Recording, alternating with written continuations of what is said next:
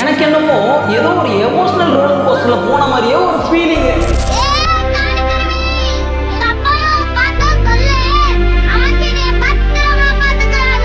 என்ன படம் நான் சொல்றேன், படத்தோட கதையை பார்த்தீங்கன்னா அழகான மலை கிராமத்துல சந்தோஷமான ஒரு வாழ்க்கைய ஒரு பாட்டியும் தன்னோட பேத்தியும் வாழ்ந்துட்டு வந்துட்டு இருக்காங்க.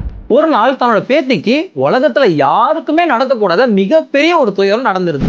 தன்னோட பேத்திக்கு ஜஸ்டிஸ் கிடைக்கணும்னு அங்க இருந்து ஒரு பஸ் ஜர்னி ஒன்று ஸ்டார்ட் ஆகுது.